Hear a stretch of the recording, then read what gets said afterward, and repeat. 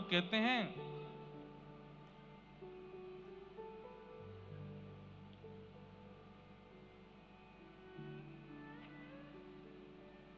मोहन हित जन्म लियो श्यामा।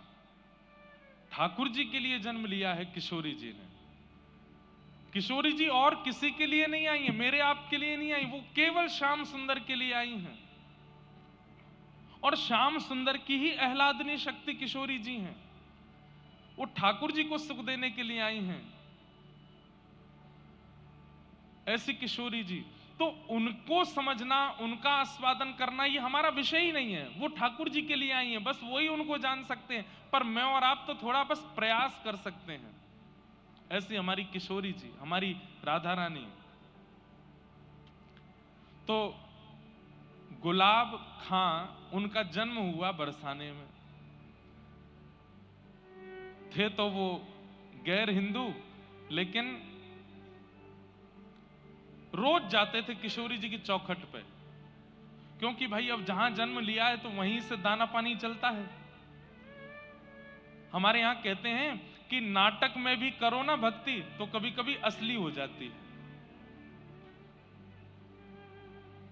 तो गुलाब रोज जाते थे श्री जी के मंदिर में। संगीत के थोड़े निपुण थे, सारंगी बजानी उनको आती थी। तो हमारी श्री जी के महल में जब समाज होती थी तो समाज में सारंगी बजाते थे।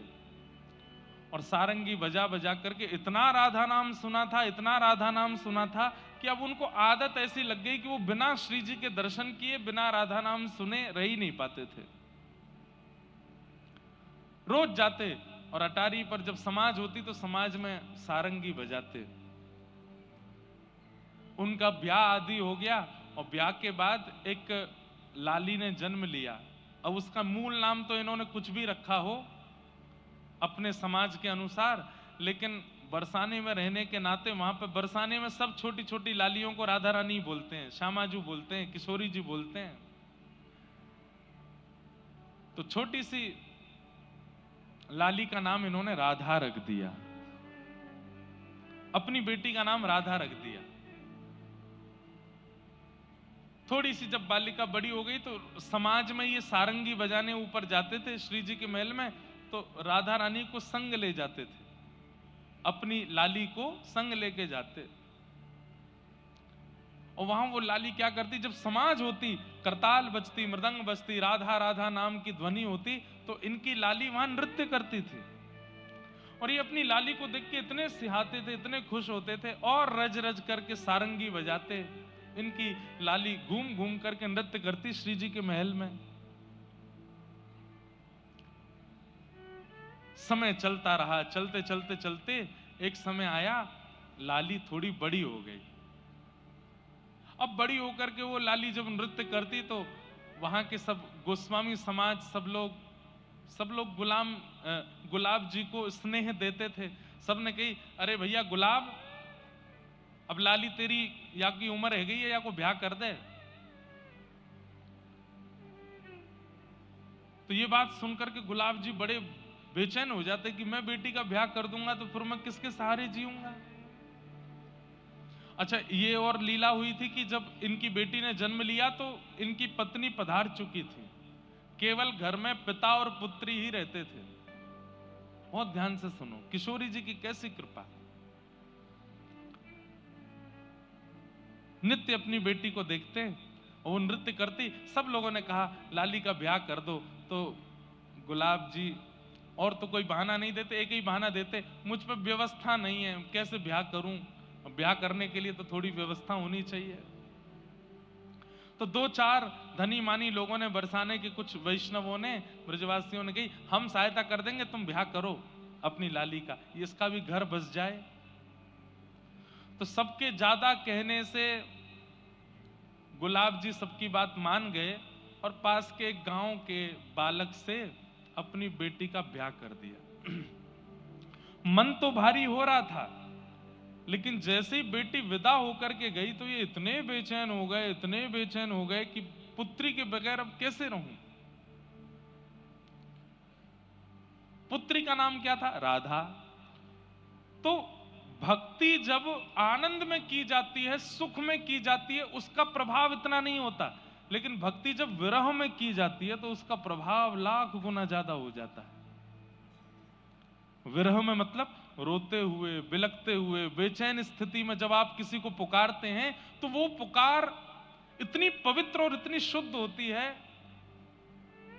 इसलिए आप हनुमान चालीसा का नित्य पाठ करते हो, आपने अनुभव किया होगा। जो लोग रोज हनुमान चालीसा करते हैं, कैसे करते हैं? जय हनुमान ज्ञान गुण सागर जगत पिस्तुम लोक उजागर नाम दो बलनाम अंजन पुत्र नाम महावीर गोविंद और सुमत के कौन जो राज सुबह कान कोण से कैसा। कई लोग तो इसी बीच में हाथ बजो ध्वजा विराज कांध मुंजन उजाय संघर्ष मन की नंदन देश बता महाजगवंदन विद्यावान गुणी अति चातुर नाम काज करे को तो प्रभु चरित्र सुनवे को रसिया राम लगो। इशारे में सब बता भी देते हैं रोज करने वाले, लेकिन जैसे ही उनके जीवन में संकट आता है उस दिन हनुमान चालीसा कैसी होगी? जय हनुमान ज्ञान गुण सागर जय कपीस तिहु। ए भाई 10 मिनट मुझको कोई नहीं छेड़ना, मैं हनुमान जी की आराधना कर रहा हूं। क्यों? क्योंकि पीड़ा में, संकट में, व्यक्ति जब संकट में होता है, पीड़ा में होता है, विपत्ति में होता है तो उसकी स्मृति, उसका भजन अति पवित्र हो जाता है। बालक अपने माता पिता से भली सीधे मुंह बात नहीं करेगा, लेकिन जब बालक के जीवन में संकट आ जाता है तो रात में जाएगा मां के पास, मां आप बताओ ना मैं क्या करूं, मां मुझे अपने पास ही सुला लो। बोले अच्छा अब तो तू इतने साल से तो सोया नहीं मेरे पास, अब मेरे पास मेरी बड़ी याद आ रही तेरे को। संकट में, विपत्ति में, पीड़ा में प्रेम पवित्र हो जाता है, आराधना पवित्र हो जाती है। तो आज तक तो राधा राधा बोलते थे क्योंकि बेटी का नाम राधा है, लेकिन वही बेटी अब जब ससुराल चली गई तो गुलाब खां की स्थिति ऐसी हो गई, अब विरह में पुकारने लगे, राधा राधा मेरी राधा। ऐसे पुकारने लगे कि निकुंज में बैठी हुई निकुंजेश्वरी श्री राधा रानी व्याकुल हो गई, उठकर के सिंहासन से जाने लगी। ललता विशाखा ने कहा कहां जा रही हैं स्वामिनी जी? राधा रानी बोली मेरा भक्त मुझे बुला रहा। बोले आपको नहीं बुला रहा है, अपनी बेटी को बुला रहा है। किशोरी जी बोली इसकी बेटी का नाम राधा कितने साल पहले रखा गया? बोले 18 साल पहले। और मेरा नाम राधा कितने साल पहले? बोले 5000 साल पहले। तो बोले किसका नाम है राधा? बोले मेरा नाम है। बोले भले ही कुभाव से पुकार रहा है, मैं तो जाऊंगी। वृषभानु की किशोरी सुन गई आहूत भोरी, प्रीत जान कहू थोड़ी तोहे राखेगी शरण। मन भूल मत जइयो श्यामा प्यारी के चरण, मन भूल मत जइयो राधा रानी के चरण। ऐसी हमारी किशोरी जी बड़ी भोली हैं, बड़ी सीधी हैं, बड़ी करुणामयी हैं। ललिता विशाखा बोली अरे स्वामिनी जी आपको नहीं बुला रहा है, वो अपनी बेटी को बुला रहा है। बोले कुछ भी हो राधा नाम मेरा है, मैं तो जाऊंगी। और स्थिति ये हुई कि गुलाब खां इतना बेचैन हो गया अपनी बेटी की याद में कि तुरंत बरसाने से निकल करके उसके गांव जाने लगा। तभी किशोरी जी उसकी बेटी का रूप धारण करके बीच मार्ग में आ गई और आकर के कहा पिताजी। अरे बेटी तुरंत दौड़ करके अपने हृदय से लगाया। आज जैसे ही अपनी पुत्री को हृदय से लगाया तो ऐसी अनुभूति उसको जीवन में कभी नहीं हुई जैसी आज हो रही है, क्योंकि किशोरी जी हैं, लाली नहीं है उसकी। पिताजी इतनी धूप हो रही है, इतनी गर्मी हो रही है, आपको प्यास लगी होगी, तुरंत अपना पानी जल लेकर के आई किशोरी जी, पिला दिया। पिताजी एक बात आपको समझाऊं। अब देखो किशोरी जी ये नहीं चाहती कि ये बरसाना छोड़ करके जाएं कहीं भी, तो क्या बोली पिताजी आप रोज रोज मेरी ससुराल आओगे तो ससुराल वाले मुझे बहुत कष्ट देंगे। बोले कैसा पिता है तेरा, रोज आ जाता है, रोज यहीं आ जाता है, इसलिए पिताजी आप मत आया करो। मैं आपको वचन दे देती हूं, जब आप ऊंचे स्वर में करुण होकर के मुझे पुकारोगे, राधा राधा राधा, मेरी लाली राधा, मैं तुरंत आ जाया करूंगी, मैं आ जाया करूंगी। अब गुलाब खां के लिए किशोरी जी नहीं बोल रही हैं, गुलाब खां को तो अपनी बेटी दिख रही है, बोले मेरी बेटी कह रही है, अच्छा लाली तू आ जाएगी? बोले हाँ। और वही होता है, गुलाब खां जब जब पुकारते, किशोरी जी पुत्री का रूप धारण करके आ जाती और आकर के बैठ जाती उनके पास। सोचिए,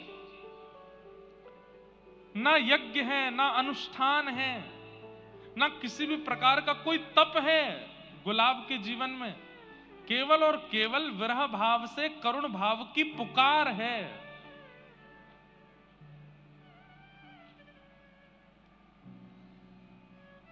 बहुत दिन निकल गए, रोते रोते पुकारते, लेकिन किशोरी जी नहीं आई।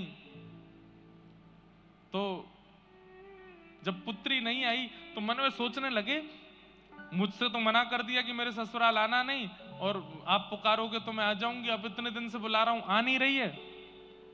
तो श्री राधा रानी की चौखट पर पहुंच गए, अर्धरात्रि में जाकर के सिंह द्वार पर बैठ गए और वहीं बैठ करके रोने लगे, मेरी राधा, मेरी राधा, राधा मेरी।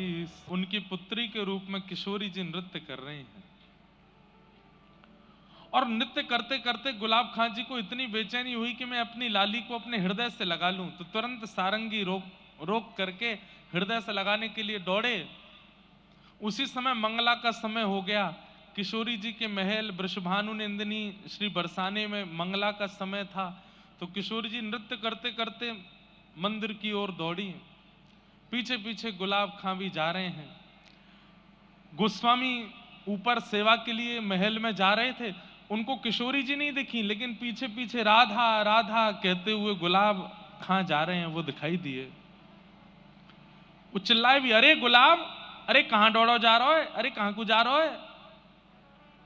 नहीं सुने, पीछे पीछे दौड़ते चले गए। पुजारी जी ने सोचा गोस्वामी जी ने कहीं जा रहा होगा, राधा वैसे भी अब जब से इसकी बेटी का ब्याह हुआ ये बेचैन ही रहता है, अपनी बेटी की याद में ही रहता है। ऊपर जाकर के गोस्वामी जी ने मंगला की, आपस में फिर चर्चा होने लगी, अरे आज सुबह सुबह गुलाब खां राधा राधा करता घूम रहा था, दौड़ता दौड़ता कहीं जा रहा था, पता नहीं कहां गया। एक दिन, 2 दिन, 4 दिन, 5 दिन, 10 दिन हो गए। सबने पूछा कि भाई आजकल गुलाब खां दिखाई नहीं देता, कहां गया? ढूंढा भी लेकिन मिले नहीं। महीना 2 महीना बीत गए, बोले भैया आजकल गुलाब खां कहां हैं? बोले पता नहीं। तो फिर ऐसी वार्ता हुई कि हो सकता है वो अपनी पुत्री को इतना याद करता था, उसके विरह में हो सकता है प्राण निकल गए हो, पता नहीं कहां है, उसका शव भी नहीं मिला। उसकी पुत्री के यहां जाकर के पूछवाया, बोले तुमको अपने पिता का कुछ अता पता है? बोले कि नहीं, यहां तो कब से नहीं आए, वो महीनों से नहीं आए। थोड़ी दिन चिंता हुई, फिर सब लोग भूल भाल गए। 6 महीना निकल गए, गुलाब खां जी का कोई अता पता नहीं है।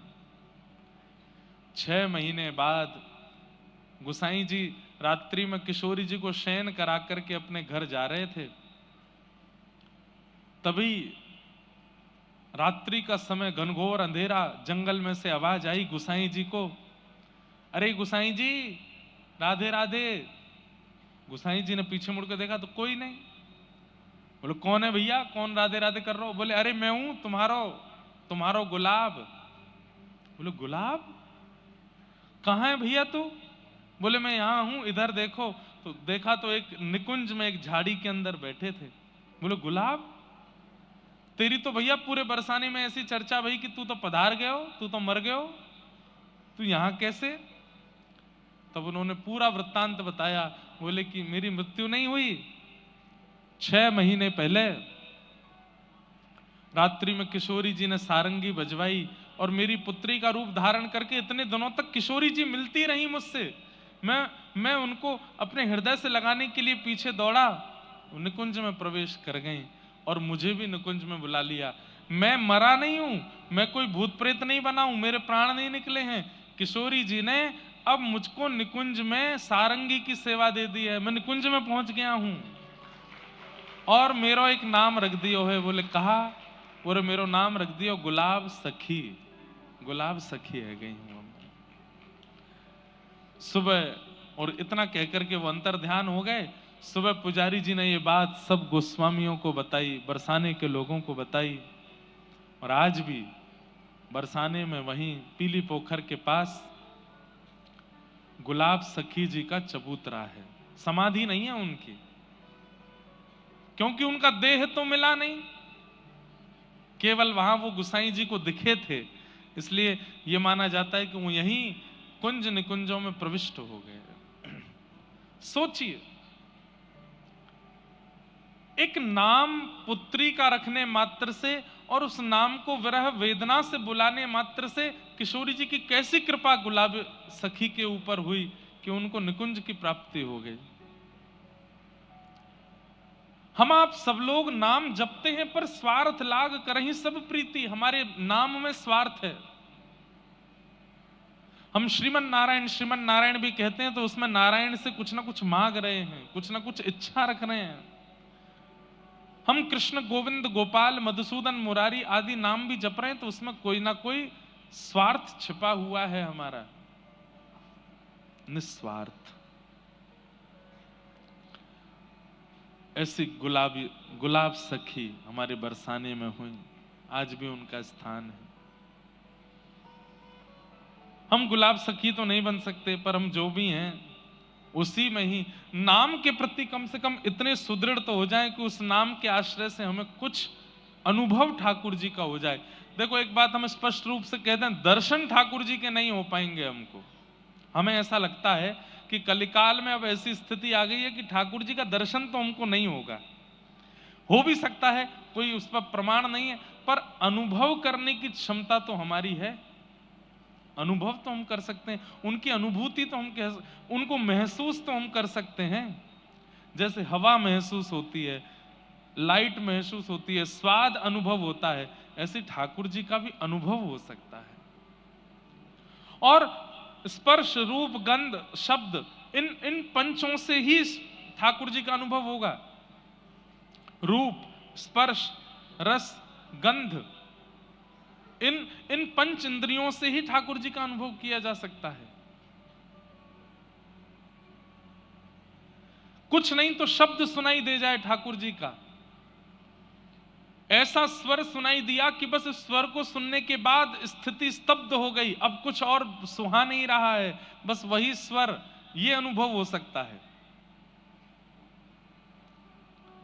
ऐसी सुगंधी आई कि बस उस सुगंधी के बाद में मन पवित्र हो गया, बुद्धि पवित्र हो गई, अब मन में कोई विकार उत्पन्न नहीं होते, ऐसी सुगंधी चढ़ गई है ठाकुर जी की, यह अनुभव हो सकता है।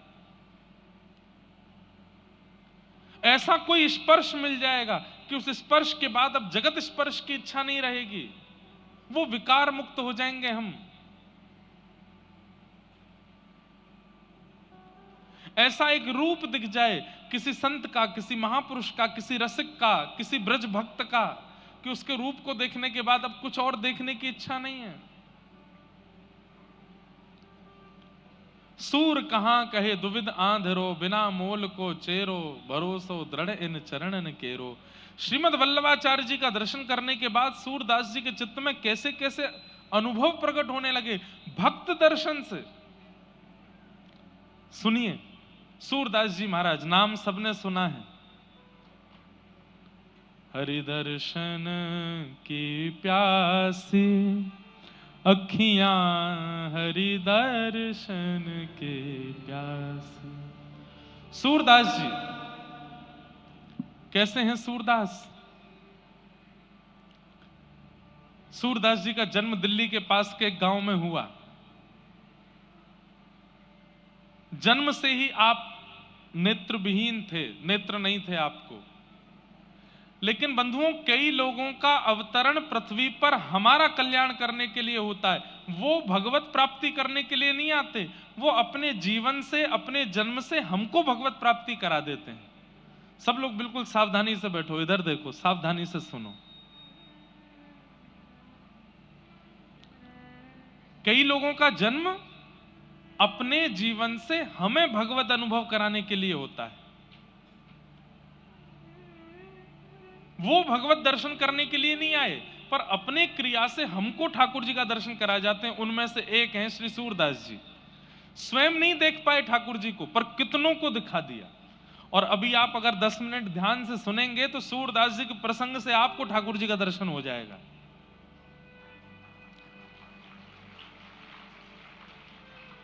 और विशेष रूप से हमारी प्रार्थना, जो आगे बैठे हैं ना लोग, आगे वाली पंक्ति वाले, ये तो बहुत ध्यान से सुना कीजिए।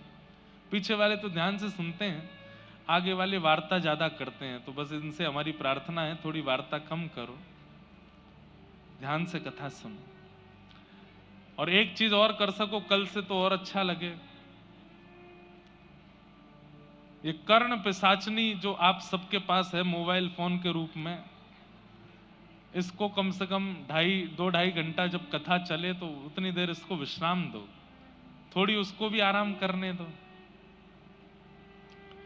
सूरदास जी का प्रसंग आता है,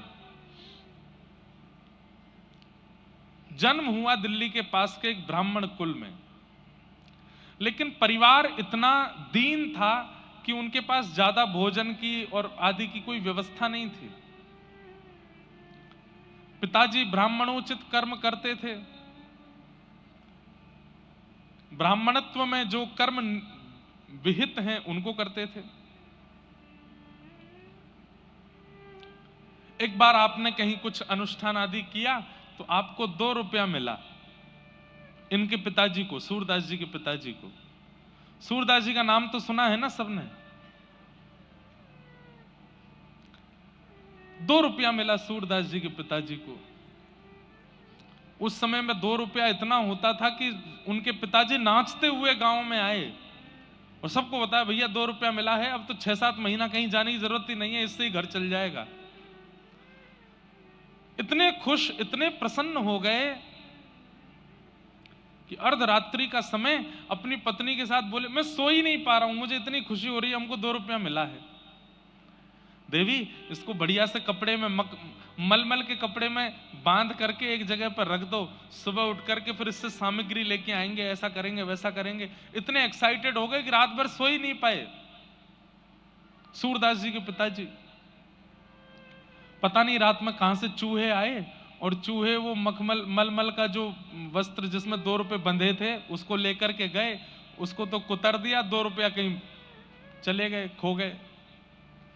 सुबह उठे, उठ करके स्नान किया, स्नान करके कपड़े पहने, देवी जल्दी से वो मलमल का कपड़ा दो, खोल करके 2 रुपया निकालो उसमें से। और ढूंढा तो पूरे घर में वो 2 रुपया नहीं मिले। 2 रुपए ना मिलने पर इतना रोए, इतना रोए, इतना रोए कि बेचैन हो गए। हाय नाथ, जैसे तैसे तो इतने सालों में कमाई हुई और वो भी कहां चली गई पता नहीं। तो सूरदास जी के पास में एक विद्या थी, उनके नेत्र नहीं थे, लेकिन वो खोई हुई चीजों को ढूंढ लेते थे। उनके पास एक ठाकुर जी के द्वारा प्रदत्त विद्या थी ऐसी, वो बता देते थे उसका कोई सामग्री कहां है, तुम्हारा ब्याह कब होगा, भविष्य बता देते थे, बीता हुआ कल बता देते थे। ये ठाकुर जी के द्वारा कृपा थी उनके ऊपर। सूरदास जी अपने पिताजी को रोते हुए देख बोले, पिताजी आप क्यों रो रहे हो? तो सूरदास जी के पिताजी बोले, बेटा 2 रुपया इतने सालों में पहली बार कमाई की और वो भी खो गए। सूरदास जी बोले, पिताजी इतना व्याकुल, इतनी बुरी तरह रुदन यदि ठाकुर जी के लिए किया होता ना तो ठाकुर जी प्रकट हो जाते आपके आगे। ये 2 रुपया के लिए रो रहे हो? अरे जो खर्च हो जाना उसके लिए क्यों रो रहे हो आप? अरे बेटा तू क्या जाने, तू तो घर में पड़ा रहता है, दिखाई तुझे देता नहीं है, माँ भोजन बना देती है, खा लेता है, तू क्या जाने कि पैसे का कितना मूल्य होता है। मुझे तो 2 रुपए चाहिए। और मैंने सुना है तेरे मित्र बताते हैं कि तू भविष्य बता देता है, तू खोई हुई चीजें बता देता है, चल मेरे 2 रुपए बता कहां गए होंगे। सूरदास जी बोले, पिताजी मैं अपने ठाकुर जी के द्वारा दी गई विद्या का इस प्रकार प्रयोग नहीं करना चाहता। पिता हट करवाने लगे, बोले बता 2 रुपया कहां है, तेरे पिता की आज्ञा है। तो सूरदास जी बोले, पिताजी मैं बता दूंगा कि 2 रुपया कहां है, लेकिन उसके बाद मेरी एक शर्त है। बोले क्या? बता दूंगा कि 2 रुपया कहां है, लेकिन मैं घर छोड़ के चला जाऊंगा फिर। तो पिताजी ने ऐसे देखा, बोले वैसे भी तेरा फायदा क्या है, दिखाई तो देता नहीं तुझको, करता धरता तो तू कुछ है नहीं, जीवन भर तुझे हम ही चलाएंगे, हम ही तुझे कराएंगे। और ये बस बोल रहा है कि चला जाऊंगा, जाएगा कैसे, दिखाई तो देता नहीं, कहां जाएगा, किसके पास जाएगा।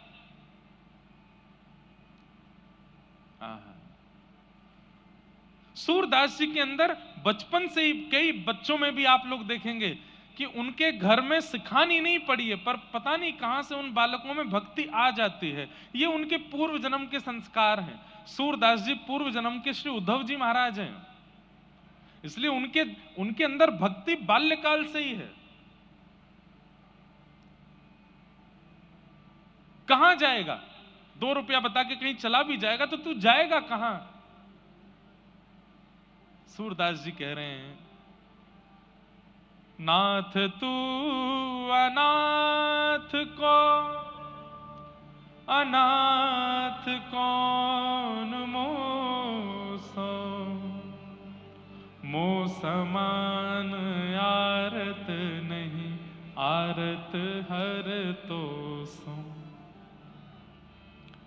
अरे पिताजी,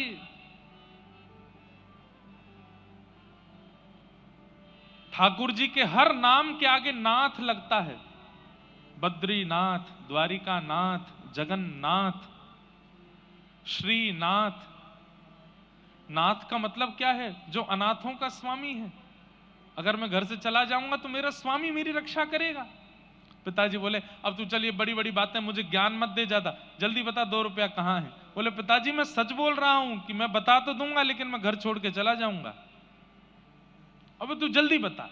उस समय तो 2 रुपया दिख रहा था। सूरदास जी ने बता दिया। बोले, रसोई घर जहां मैया भोजन बनाती है, वहां भोजन बनाने वाली जो सब्जियां काट करके जो नाली से बहाई जाती हैं, वहां रात्रि चूहों ने 2 रुपया फेंक दिए हैं, ढूंढ लीजिए, मिल जाएंगे। पिताजी गए, जाकर के उस नाली को साफ करके ढूंढने लगे तो वहां दोनों 2 रुपया मिल गए। 2 रुपया लेकर के पत्नी, अरे देखो देखो देखो, मिल गए मिल गए मिल गए, अब तो 6 महीना का राशन आ जाएगा, 6 महीना घर में खूब सुख रहेगा, बढ़िया रहेगा। तभी सूरदास जी अपनी लाठी लिए चल दिए, जाने लगे। पिताजी बोले, अरे सूरदास, ठीक है, मैं मानता हूं कि तुझे बुरा लगा होगा, लेकिन ऐसे छोड़ के नहीं जाना चाहिए। बोले, नहीं पिताजी, मैं वचन का पक्का हूं।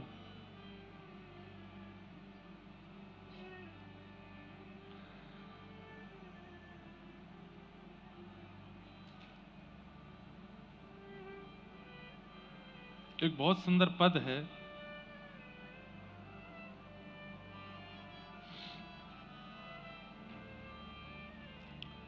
नेत्रहीन है तू, कहां जाएगा, तेरे पास नेत्र तो है नहीं। सूरदास जी कह रहे हैं, मैं नेत्रहीन हूं।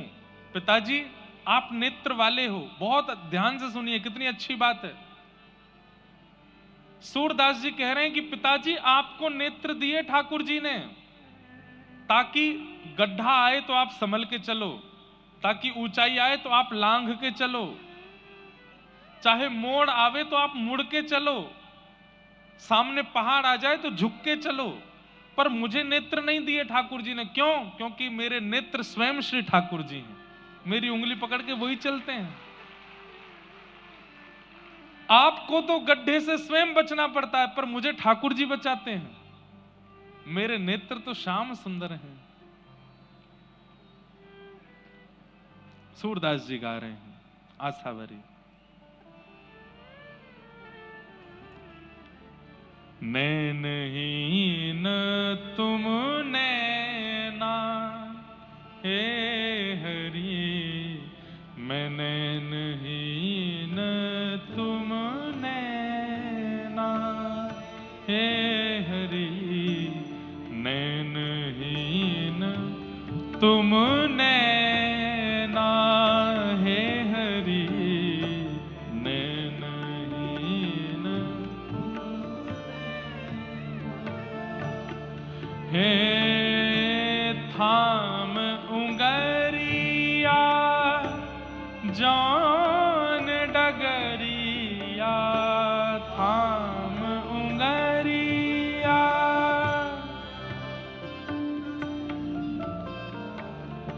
थाम उंगरिया जौन डगरिया थाम।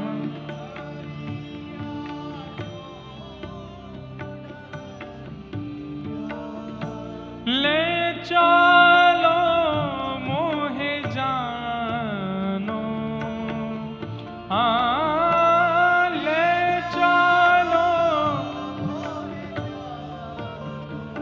हरी में नैनहीन तुमने ना, हरी में नैनहीन तुमने ना, हे हरी नैनहीन तुमने ना, हरी में नैनहीन तुमने ना, हरी में नैनहीन तुमने ना, हरी में नैनहीन। सूरदास जी गा रहे हैं, हरि मैं नैनहीन तुम नैना। मेरे नेत्र नहीं है क्योंकि मेरे नेत्र आप ही हो। थाम उंगरिया, मेरी उंगली आप पकड़िए, मैं आपकी उंगली नहीं पकड़ूंगा। सूरदास जी की भक्ति की प्रणाली का अलग है। हम सब कहते हैं कि हम ठाकुर जी आपकी उंगली पकड़ रहे हैं, आप जहां ले चलोगे जाएंगे। सूरदास जी कह रहे हैं मैं नहीं पकड़ूंगा, आप मेरी उंगली पकड़ो और जहां ले चलोगे वहां जाऊंगा। थाम उंगरिया जौन डगरिया थाम उंगरिया जौन,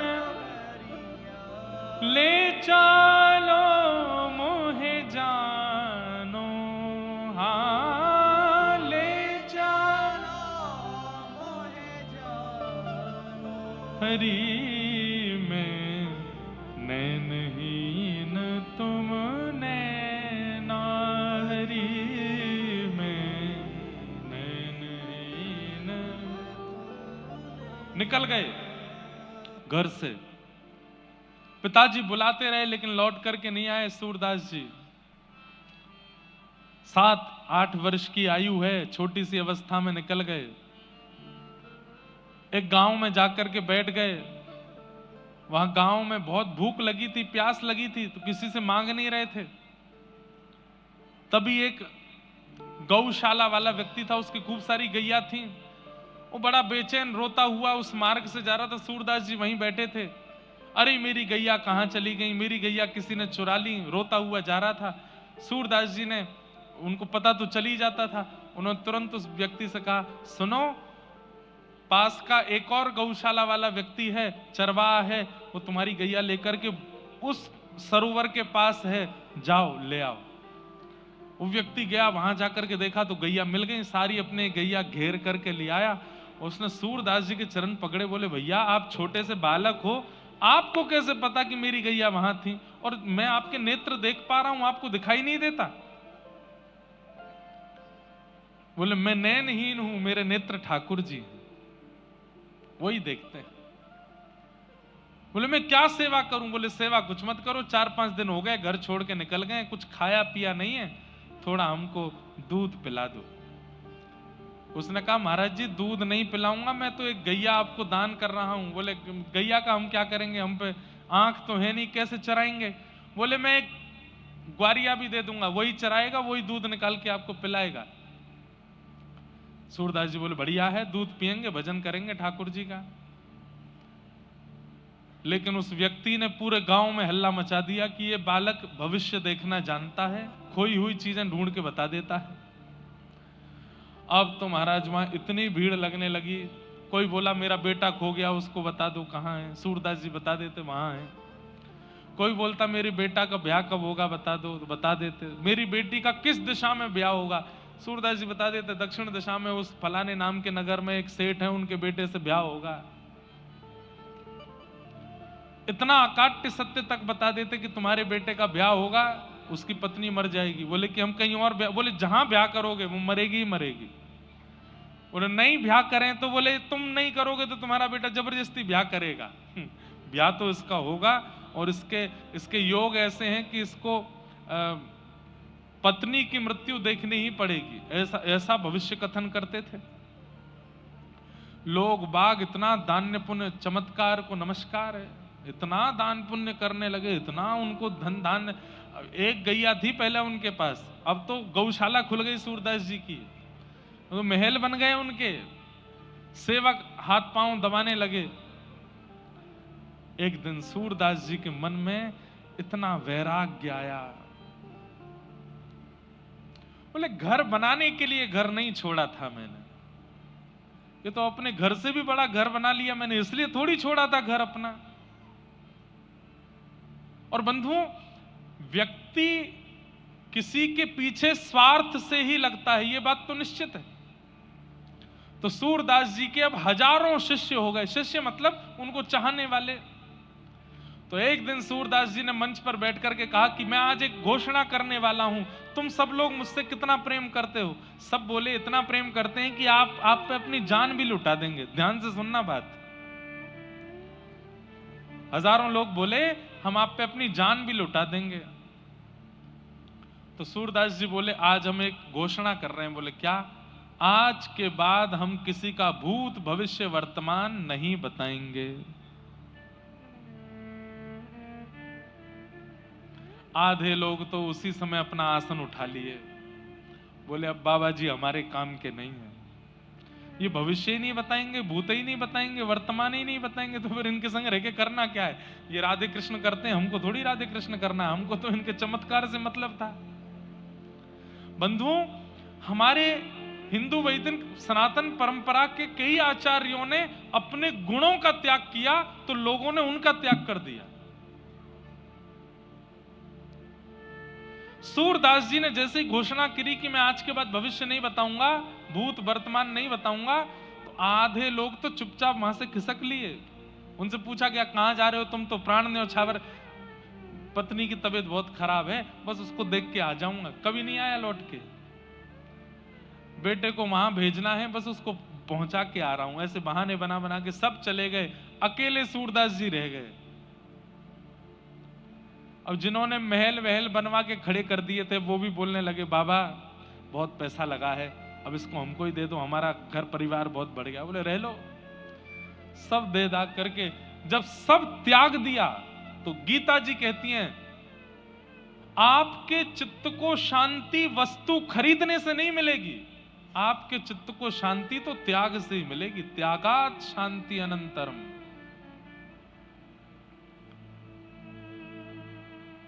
जितने लोगों को जोड़ते चलोगे, जितने संबंध बनाते चलोगे, जितनी व्यवस्थाएं जीवन में लाते चलोगे, उतने ही ज्यादा अशांत हो जाओगे आप। और जितने अकेले होते चले जाओगे, जितना त्याग करते चले जाओगे, आपसे ज्यादा प्रसन्न कोई नहीं है फिर। इसका मतलब हम ये नहीं कह रहे कि आप लोग कल ही अपना घर बार छोड़ दो, पर जितना परिवार है ठीक है, उतना ही रहने दो। ये बिल्डिंग वाला भी मुझसे खुश हो जाए, वो व्यापारी भी मेरा हो जाए, इससे भी मेरा संबंध हो जाए, ये भी मेरा मित्र बन जाए, इससे भी मेरे कांटेक्ट हो जाएं, मेरे फोन लिस्ट में कम से कम 500 आईएएस ऑफिसरों के नंबर हो जाएं, इतने पुलिस अधिकारियों के हो जाएं, इस नेता से मेरा। ये बहुत ज्यादा संपर्क बनाने में और संबंध बनाने में जो लोग रहते हैं, एक दिन बहुत निराश होते हैं, बहुत हताश होते हैं। संपर्क मतलब, मैंने तो अभी संपर्क संबंधों की बात की, पर किसी भी रूप में, चाहे धन के रूप में, गाड़ी के रूप में, धान्य के रूप में, संबंध के रूप में, ऐश्वर्य के रूप में, जितना विस्तार करोगे उतने शांत होते चले जाओगे।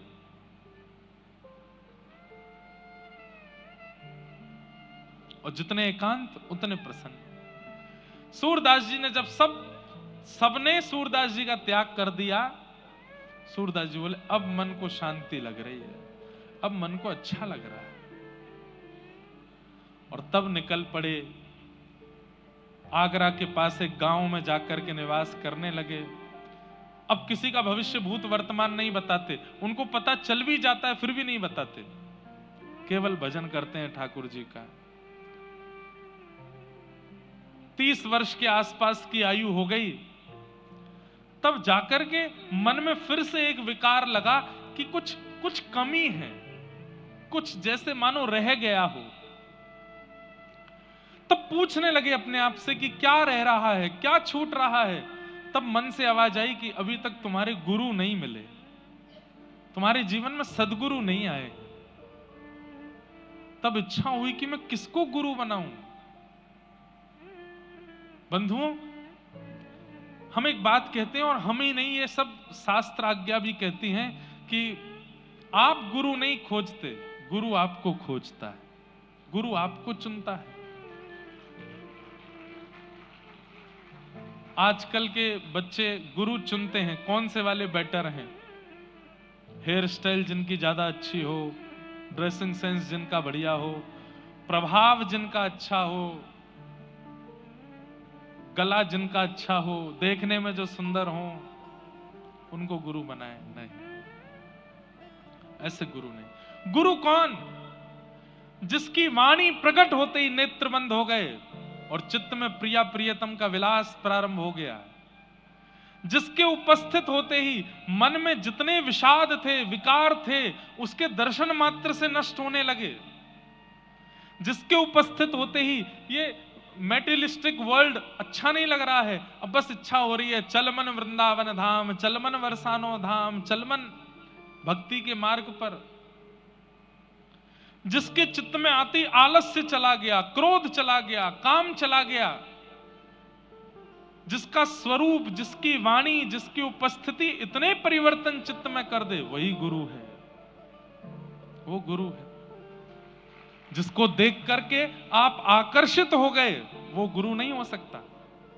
जिसको देख करके आपके चित्त का अहंकार, आपके चित्त का काम, क्रोध, ईर्ष्या, द्वेष, अभिनिवेश, अहंता, ममता ये नष्ट हो जाए, वो गुरु है। सूरदास जी के मन में विषाद हो रहा था कि मेरे जीवन में गुरु नहीं है। तभी 4-5 लोग चर्चा करते जा रहे थे, अरे तुम्हें पता है एक आचार्य चरण भ्रमण करते हुए व्रजधाम की ओर जा रहे हैं और वो इसी गांव से निकलने वाले हैं। तो दूसरे ने पूछा कौन से आचार्य चरण? तो नाम बोले श्रीमद वल्लभाचार्य जी महाराज। नाम सुनते ही सूरदास जी के चित्त में मानो जैसे किसी प्यासे को प्यास लगी हो, उसको जल पिला दिया हो, ऐसी तीव्र शांति होने लगी। सूरदास जी बोले जिनके नाम में इतनी शांति है, उनके वचनामृत कितने अद्भुत होंगे, उनके दर्शन कितने अद्भुत होंगे। गांव में श्रीमद वल्लभाचार्य जी का आगमन हुआ। इन्होंने किसी गांव वासी से कहा मुझे वल्लभाचार्य जी के दर्शन कराने ले चलो। तो गांव के सदस्य ने कहा भाई तुम पर नेत्र तो है नहीं, तुम क्या दर्शन करोगे, तुम देख तो पाते नहीं हो, कैसे देखोगे। सूरदास जी का उत्तर गजब का है। बोले मैं उनको नहीं देख पाऊंगा, पर वो तो मुझे देख लेंगे, उनकी दृष्टि तो मेरे ऊपर पड़ जाएगी। बस यही तो चाहिए कि वो मुझे देख लें एक बार। और जैसे ही सूरदास जी पहुंचे, श्रीमद वल्लभाचार्य जी महाराज विराजमान थे गुरु रूप में, सामने असंख्य भक्त बैठे थे। किसी ने कहा ये बड़े अच्छे साधक हैं, इनका नाम सूरदास है। और आंसू कवि किसको कहते हैं? जो तुरंत रचना करके गा देता हो, तुरंत रचनाएं करके बना देता हो, उसको आंसू कवि कहते हैं।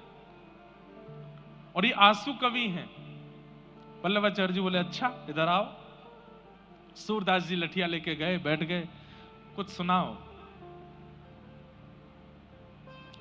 सूरदास जी तुरंत गाने लगे, कौन कुटिल खल कामी मौसम, कौन कुटिल खल कामी, जो तन दियो ताहि बिसरायो, ऐसो नमक हरामी। अपनी बुराई करने लगे, मैं तो कुटिल हूं, मैं तो कामी हूं, ऐसा पद गाने लगे। वल्लभाचार्य जी बोले कुछ और सुनाओ। तो सूरदास जी ने दूसरा पद गाया, हरि में पतितन को सरदार, मैं पापियों का सरदार हूं, सरताज हूं। हरि मैं पतितन को सरदार, मैं पतितों का सरदार हूं। को कर सके बराबर मेरी, नहीं को के लायक। जो प्रभु अजामिल को दीन्हो, सो पाटो लिखत पाऊं।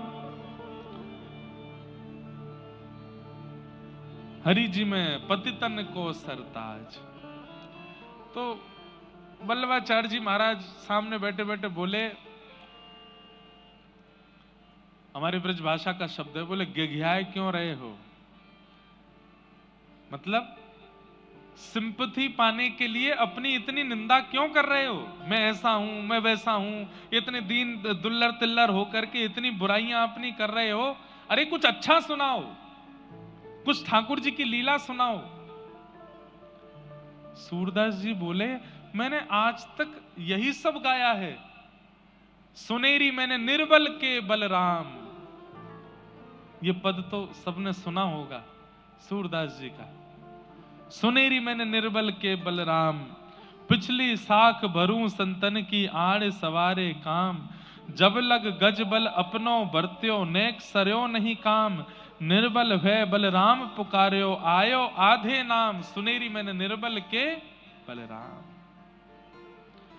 गजेंद्र ने अपना पूरा बल लगा लिया, लेकिन ग्राह से अपने पैर को नहीं छुड़ा पाया। लेकिन जैसे ही आपको पुकारा तो आधा नाम हरि, हरि पूरा नहीं बोल पाया, केवल ह बोला है। रौ बोलते बोलते तो ठाकुर जी आ गए, आकर के गजेंद्र को वहां से उबार लिया। आए आधे नाम, सुनेरी मैंने निर्बल के बलराम। द्रुपद सुता निर्बल भईता दिन, तज आए निज धाम। दुशासन की भुजा थकित भई, वसन रूप भय श्याम। सुनेरी मैंने निर्बल के बलराम, सुनेरी मैंने निर्बल के बलराम। सूरदास जी बोले, मैंने आज तक ऐसे ही पद गाए हैं, ठाकुर जी के बल का, प्रभाव का जिसमें वर्णन हो, या फिर अपनी निंदा जिसमें हो। गोस्वामी वल्लभाचार्य जी बोले, एक बार जाओ जमुना स्नान करके आओ। जमुना स्नान करके आए तो आकर के बोले, अपने दिव्य चक्षुओं से अनुभव करने का प्रयास करो, सामने क्या दिखाई दे रहा है। सूरदास जी ने यथाउचित वर्णन कर दिया कि आप एक सुंदर आसन पर बैठे हैं, पीली पीतांबरी, पीले वस्त्र पहने हैं, आपके सुंदर ललाट पर गोल तिलक है, वल्लभ कुल का तिलक है, आपके कानों में सुंदर कुंडल है, लंबी चौड़ी शिखा है, आपका ललाट बिल्कुल तेज से भरपूर है। वल्लभाचार्य जी बोले, और बताओ और क्या दिख रहा है। तभी सूरदास जी के नेत्रों से अश्रु आने लगे। ओहो जय हो, आपके बाम भाग में गौर वर्णा श्री किशोरी जी बैठी हैं और आपके दाहिनी गोद में श्याम सुंदर ठाकुर जी बैठे हैं, मुझे दिख रहा है। वल्लभाचार्य जी बोले, अब सुनाओ। तब सूरदास जी ने ठाकुर जी की लीला का पद गाया, ठाकुर जी की किसी लीला का पद गाया। शोभित कर नवनीत लिए, घुटरुन चलत रेणु तन मंडित, गोरोचन तिलक किए।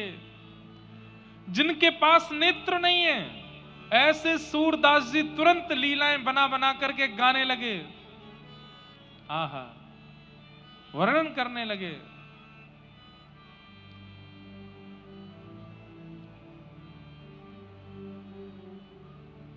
दर्पण हाथ लिए नंद नंदन।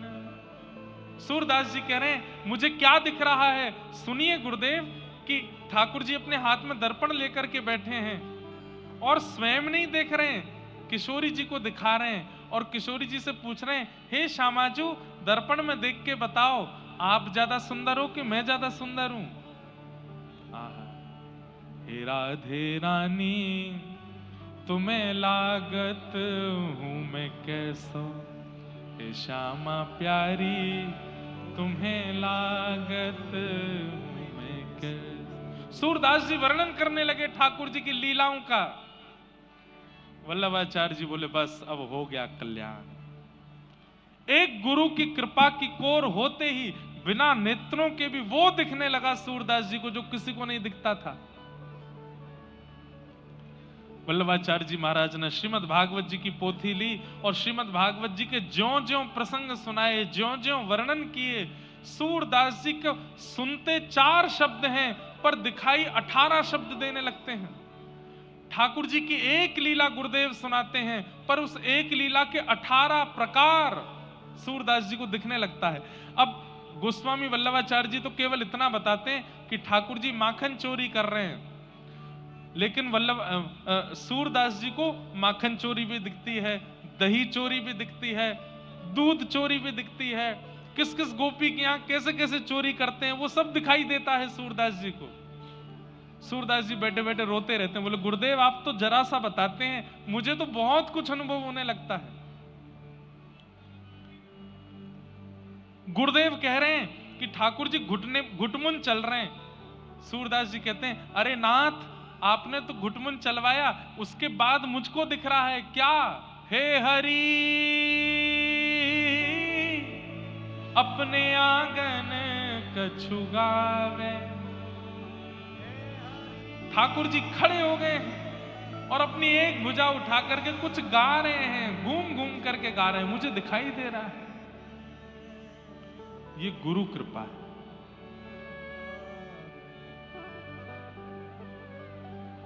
लोगों ने कितनी परीक्षाएं ली सूरदास जी की। मंदिर में रोज श्रृंगार होता था। सूरदास जी दर्शन करने जाते लाठी लेकर के, ठाकुर जी इधर हैं और सूरदास जी इधर देख करके खड़े होते।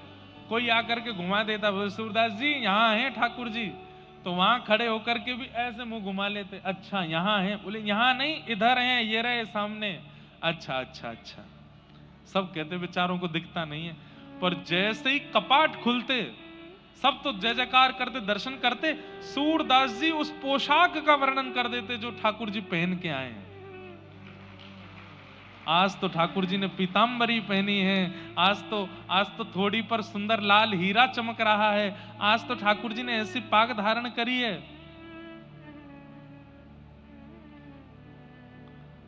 सब लोग बोले भाई सूरदास कैसे तुमको अनुभव हो जाता है इतना?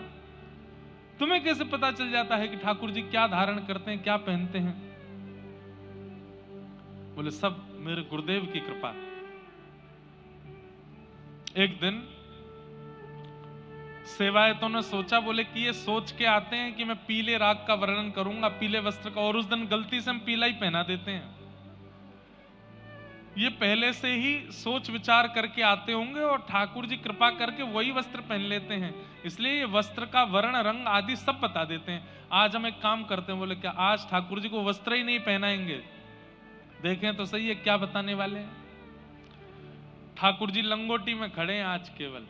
सूरदास जी पहुंचे छड़ी लेकर के, दिखाई नहीं देता नेत्रों से। सूरदास जी आप हर दिन वर्णन कर देते हो ठाकुर जी का श्रृंगार कैसा है, आज वर्णन करो। सूरदास जी बोले पहले दर्शन कराओ तो, अभी तक पर्दा तो खुला नहीं। तुमको कैसे पता पर्दा नहीं खुला? बोले मुझे सब पता है। जैसे ही पर्दा खुला, आज ठाकुर जी लंगोटी में थे, कुछ पहना ही नहीं, कुछ नहीं पहनाया आज गुसाई जी ने।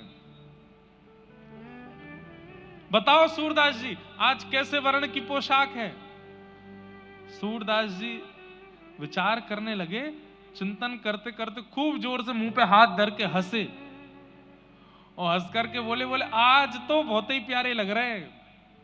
बोले प्यारे तो रोज ही लगते हैं, पर आज विशेष क्या है? सूरदास जी बोले आज हरि देखे नंगम नंगा, आज हरि देखे नंगम, मोती माल उर्माही विराजे, मोती माल छवि के उठत तरंगा, छवि के आज हरि देखे नंगम नंगा, आज हरि। आज तो ठाकुर जी बिल्कुल निर्वस्त्र खड़े हैं और इनके अंग की कांति कैसी है? जल सुत भूषण अंग विराजत, बसनहीन छवि उठत तरंगा, बसनहीन छवि उठत तरंगा। अंग अंग प्रति अमित माधुरी, निरख लजित रति कोटि अनंगा, निरख लजत रति कोटि अनंगा। किलकत हंस दधि मुख लपटावत, सूर हसत ब्रज युवतिन संगा, आज हरि देखे नंगम नंगा, आज हरि देखे नंगम नंगा। आहा, सब सूरदास जी को प्रणाम करने लगे, बोले सूरदास जी आपको ये दृष्टि कैसे प्राप्त हो गई, आपको तो दिखाई देता नहीं है। सूरदास जी बोले, सूर कहाँ कहे दुविध आंधरो, बिना मोल को चेरो। मैं अपने गुरुदेव का जब से चेला हो गया हूं, बिना मोल का चेला, तब से मेरे गुरुदेव ने कृपा करके ऐसी दिव्य दृष्टि दे दी है। भले ही बाहर का संसार मुझको नहीं दिखता, पर ठाकुर जी से संबंधी हर वस्तु मुझको दिखाई दे जाती है, हर वस्तु का मुझको अनुभव हो जाता है। गुरु ये कृपा करते हैं। बंधुओं, जिस गुरु के सानिध्य में जाकर के संसारी वस्तु प्रिय लगने लग जाएं, वो गुरु फिर या तो आपके शिष्यत्व में कमी है या गुरु के गुरुत्व में कमी है। पर जिस गुरु के सानिध्य में जाकर के व्रज प्रिय लगे, अयोध्या प्रिय लगे, ठाकुर जी प्रिय लगे, कथा प्रिय लगे, भजन प्रिय लगे, कीर्तन प्रिय लगे, सात्विक वस्तु प्रिय लगे, सात्विक व्यक्ति प्रिय लगे, सात्विक संबंध प्रिय लगे, वो गुरु है। हम गुरु को दोष नहीं देंगे। गुरु जीवन में आया, उसके बाद भी संसार की वस्तु ही प्रिय लग रही हैं, तो आपके शिष्यत्व में कमी हो सकती है, गुरु के गुरुत्व में कोई कमी नहीं है। गुरु तो हरि से प्रेम कराता है, गुरु तो हरि के प्रति रुझान कराता है। ऐसे गुरु के प्रति भाव बताए गए हैं भागवत जी में। भक्तों के 3 लक्षण बताए गए, उत्तम, मध्यम और सात्विक। उत्तम, मध्यम और साधारण, इन 3 भक्तों के लक्षण पर हम चर्चा करेंगे। एक श्लोक कहकर के फिर हम कीर्तन गा करके आज की कथा को तो विश्राम देंगे। बंधुओं, कथा का समय 3 बजे से है, पर आज प्रथम दिन था, थोड़ा विलंब हुआ, पर कल से 3, 3:30 के बीच में कथा प्रारंभ हो जाएगी। आप सब लोग उससे पहले ही आने का अपना, आज भी आई गए होंगे कई लोग तो पहले, लेकिन कल से और बिल्कुल समय से आप लोग आने का प्रयास करिएगा। 3 लक्षण बस सुन लीजिए, उसके बाद हम कथा को विश्राम देंगे। उत्तम, मध्यम और साधारण। हम कौन से भक्त हैं, ये आपको विचार करना। उत्तम कौन? सर्वभूतेषु यः पश्येत् भगवद् भावमात्मनः, भूतानि भगवत्यात्मन् एष भागवतोत्तमः। जो सब जगह ठाकुर जी की व्यापकता को स्वीकार करता है, इसमें भी भगवान है, फूल में भी भगवान है, मुझ में भी भगवान है, आप में भी भगवान है, पंडाल में भी भगवान है, लाइट में भी भगवान है, सब जगह भगवान है, ऐसा विश्वास जिसके चित्त में है, उत्तम भागवत है, वो उत्तम भक्त है। ऐसे भक्त को हम लोग अपनी भाषा में पागल कह सकते हैं, कभी कभी पागल है।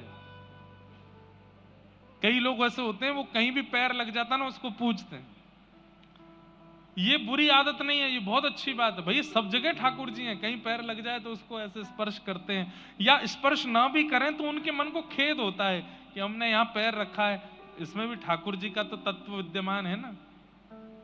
ये उत्तम भागवत का लक्षण है, उत्तम भक्त का लक्षण है, जो सब में और सब जगह ठाकुर जी को देखता है।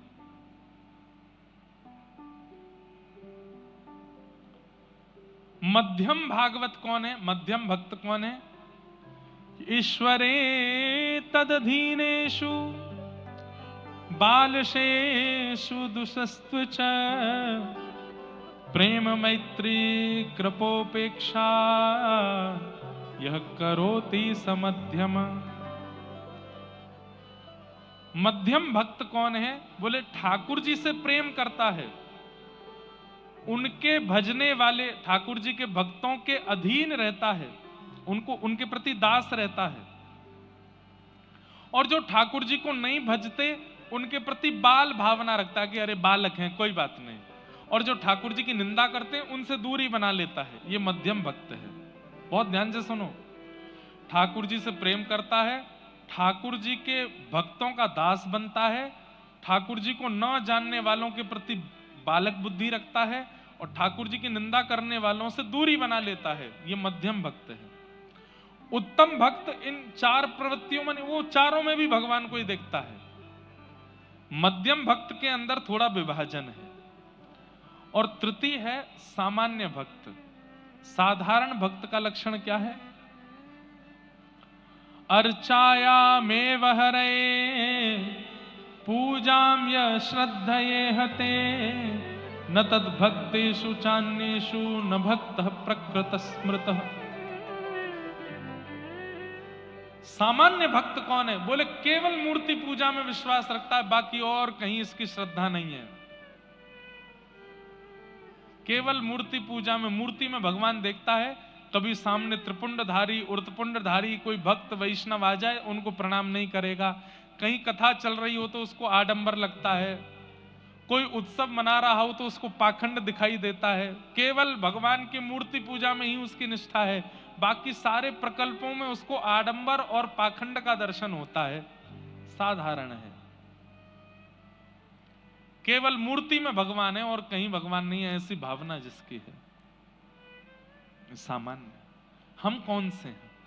विशेष रूप से यहां जितने लोग बैठे हैं, ज्यादातर संख्या मध्यम वालों की है।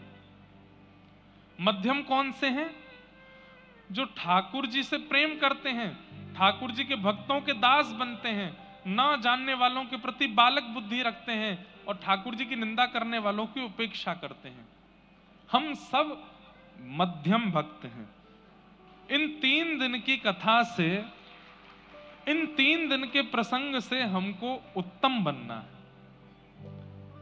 आपके लिए कठिन तो बहुत हो जाएगा, पर अगर उत्तम बन गए तो बस आनंद हो जाएगा। उत्तम मतलब जहां देखो वहीं ठाकुर जी हैं। जित देखूं उतित श्याम मयी है, उधर ठाकुर जी हैं। मीराबाई ऐसी हैं, सूरदास ऐसे हैं, जहां देखते हैं वहीं ठाकुर जी हैं। जिधर देखा उधर पाई छवि घन श्याम प्यारे की। जिधर देखा उधर पाई छवि घन श्याम प्यारे की। जहां देख रहे हैं वहीं श्याम सुंदर है, वहीं ठाकुर जी। ये उत्तम है। अब इन तीनों पर विस्तृत चर्चा हम कल करेंगे 3 बजे से। आइए आज के उत्सव को विश्राम की ओर ले चलें। बड़े भाव से मेरे साथ सब लोग गाइए।